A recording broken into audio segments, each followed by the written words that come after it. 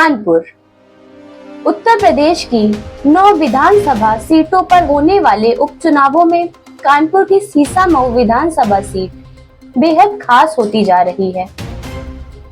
इस सीट पर सोलंकी परिवार लगभग 2 दशक से अधिक समय से काबिज है।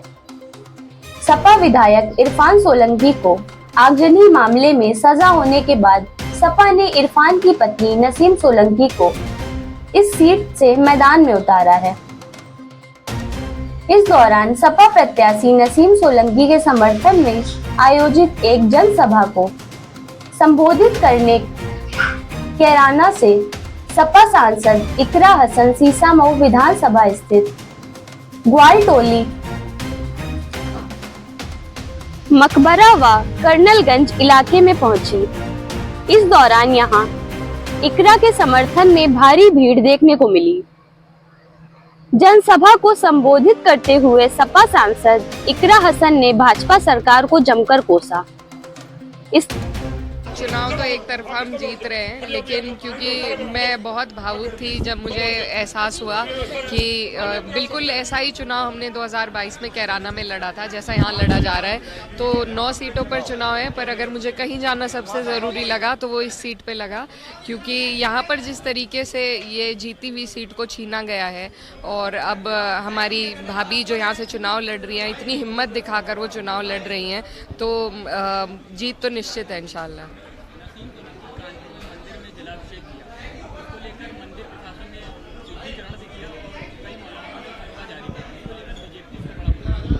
देखिए, बीजेपी तो बेकार की चीज़ों को मुद्दा बनाती है। इन्होंने एक भाईचारे की मिसाल कायम करी है और अगर हम एक दूसरे का सम्मान नहीं करेंगे, ये जो नफरत है, ये जो फैलाई जा रही है, तो वो कम नहीं होगी।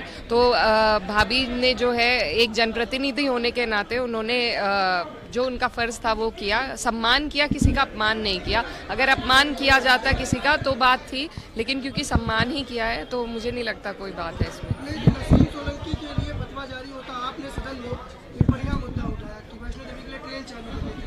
बिल्कुल, हमें इन्हीं चीज़ों की ज़रूरत है। देखिए, जब पीड़ा हमारे हिंदू भाई को हो तो मुसलमान आवाज़ उठाए, मुसलमान को कहीं दिक्कत हो तो हिंदू भाई सबसे पहले आए। यही हमारे मुल्क की खूबसूरती है जो इस भाजपा सरकार ने ख़त्म करी है, इसी को हमें वापस लेकर आना है। जो पोस्टर वार लगातार चल रहा है, इस पे क्या कहेंगे? देखिए, ये विभाजन करने की राजनीति भाजपा करती है, क्योंकि इन्हें काम करना नहीं है। ये इनके पास एक फॉर्मूला है कि ये आएंगे, बंटवारे की बात करेंगे और फिर वोट ले जाएंगे धर्म और जाति के आधार पर। लेकिन हमें नहीं लगता कि इस बार हमारे जो लोग हैं, जिस तरीके से उन्होंने लोकसभा में बेहतरीन साथ हमारी पार्टी का दिया, उसी तरीके से उपचुनाव की 9 की 9 सीटें समाजवादी जीतने जा रही है।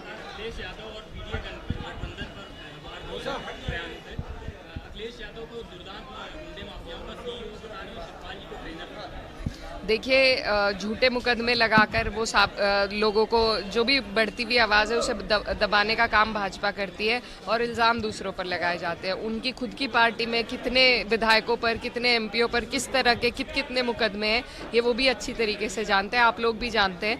तो ये बेबुनियाद बातें हैं और हमारे सभी लोग इंसाफ की लड़ाई लड़ते हुए ही, चाहे आज़म खान साहब हो, चाहे इरफान भाई हो, मेरे भाई हो, ये लोग सब अपनी जनता की हक की लड़ाई में ही अंदर भेजे गए हैं।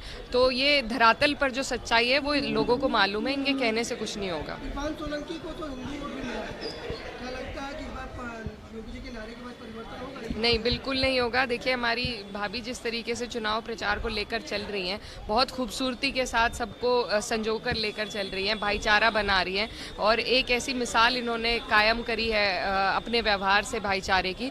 तो मुझे लगता है इस बार और बढ़ेगा हिंदू मुस्लिम दोनों ही वोट।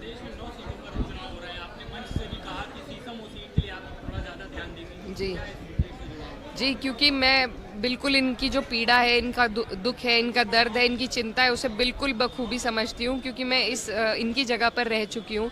2022 में जब मेरे भाई पर मुकदमा था, जेल से वो चुनाव जीते थे, तो इन्हीं हालातों में हमने चुनाव लड़ा था। इसलिए मैं नहीं समझती मुझसे बेहतर इनके हालात कोई समझ सकता है। तो इसीलिए मेरी सारी दुआएं, मेरी सारी चिंता इनके लिए है कि ऊपर वाला इन्हें ये चुनाव जिताए।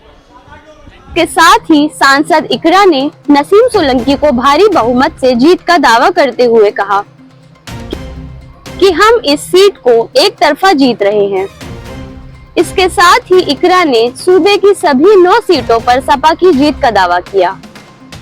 इकरा ने भाजपा पर आरोप लगाते हुए कहा कि इस सरकार ने हिंदू मुस्लिम समुदाय के बीच खाई बढ़ाने का काम किया है।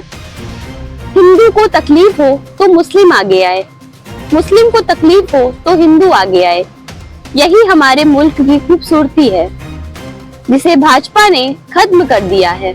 उन्होंने भाजपा पर आरोप लगाया कि सरकार के इशारे पर ही सपा के जनप्रतिनिधियों को जेल भेजा जा रहा है। बताते चले, इस सीट पर सपा के साथ साथ भाजपा ने भी सीट को जीतने के लिए एड़ी चोटी का जोड़ लगा दिया है। यहाँ अब तक कैबिनेट मंत्री नितिन अग्रवाल, सुरेश खन्ना, राकेश सचान, निषाद पार्टी के संजय निषाद व दोनों डिप्टी सीएम लगातार इस सीट पर मेहनत करते नजर आ रहे हैं। इसके साथ ही पार्टी अध्यक्ष भूपेंद्र चौधरी ने भी बूथ स्तर पर सभी कार्यकर्ताओं में जोश भर कर रखा है। सूबे के मुखिया योगी आदित्यनाथ ने इस विधानसभा में ही जनसभा भी आयोजित की, जिसमें उन्होंने सपा प्रत्याशी को जमकर घेरा। वहीं इस सीट पर लगातार पोस्टर वॉर भी देखने को मिल रहा है, जहां सपा समर्थकों ने 24 का न्यायाधीश, 27 का सत्ताधीश का पोस्टर लगाकर जनता को प्रभावित करने का प्रयास किया। वहीं भाजपा की ओर से बटोगे तो कटोगे पोस्टर लगाकर हिंदू वोटर्स को एकजुट करने का प्रयास किया है। फिलहाल भाजपा की ओर से हाई प्रोफाइल नेताओं और जनप्रतिनिधियों की टीम ने कानपुर में डेरा डाल दिया है और इस उपचुनाव में भाजपा प्रत्याशी सुरेश अवस्थी को जिताने के लिए जी जान से लगा हुआ है। एक तरफ जहां अखिलेश की रैली प्रस्तावित है, तो वहीं मुख्यमंत्री योगी आदित्यनाथ भी सभा प्रस्तावित हैं। बताते चलें कि कानपुर की सीसामऊ विधानसभा में मुस्लिम वोट बैंक एक बड़ी अहमियत रखता है। इसके बाद इस सीट पर ब्राह्मण वोट बैंक भी बड़ी संख्या में मौजूद है, लेकिन इस सीट पर दलित और कायस्थ वोट भी महत्वपूर्ण भूमिका में माना जाता है। फिलहाल देखने वाली बात होगी कि आगामी 20 नवंबर को होने वाले उपचुनाव में चुनावी वोट किस करवट बैठता है।